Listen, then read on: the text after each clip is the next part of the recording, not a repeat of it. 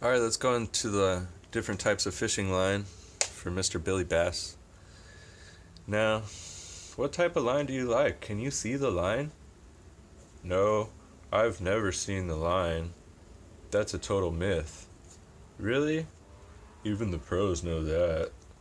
Oh, okay. So, I don't know. It is kind of a myth that the fish can see your line, just to start the whole subject off.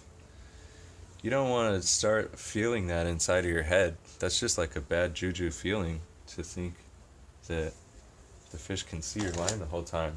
You know what I mean? So get that out of your head. I mean, it's clear. Look at this, is the cheapest line there is. It's clear. You can't see it. When it's brand new, which it always should be every time you go fishing, it's fine. It's strong. It's strong enough. So this is saltwater line. This is the way to get out of freshwater line, which is in smaller quantities and it's more expensive. So Berkley offers it. I don't really like the Stren as much. It's only good for about a day and then it's over. It's more flexible. It feels a little better than the Berkley the first day. This is Berkley Big Game. But stick by the Berkley Big Game in about 10-pound test and you're doing pretty like general bass fishing. Go up to the 12, which is what I did, and then you can get even more risque.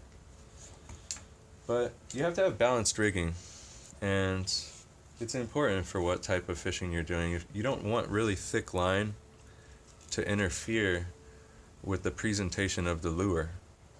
And monofilament is cool because it actually floats, so that it stays above the surface and keeps your lure up in the water. And that's also good for not snagging on weeds. If all of your line lays down into the ground, you can pick up weeds from any point.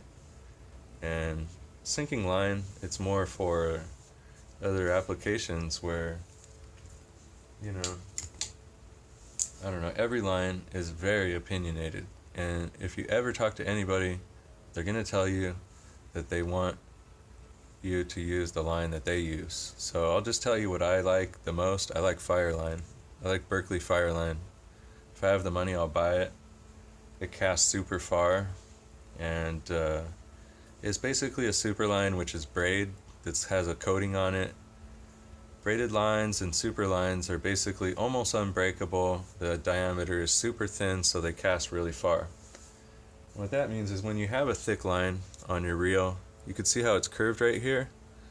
It has to come off of here, and the speed that it flies off of here affects how far your lure is going to fly, and it really affects it a lot. So, of course, as you gear down, you can go farther. This is probably 8 or 10-pound test, and that's probably 10 and 12-pound test. And on this pole, I would go down to, it'll even tell you right here on the pole, and it will tell you right here on the reel as to what size of line you should be using for this reel and for this rod, and match up your tackle. Get it to balance. And braid is cool because it's a little bit, braid and super line, it kind of breaks the rules. It's stronger than all of the other lines. It casts farther. The problem is it's not clear. So if it's a clear water situation, you're going to do better with mono. And if you wanted to go into like really ultra paranoia, the fish will never see your line, you use fluorocarbon. And that's the only reason you need fluorocarbon. Well, I could start arguments with that because fluoro is really strong too. It's expensive, the price.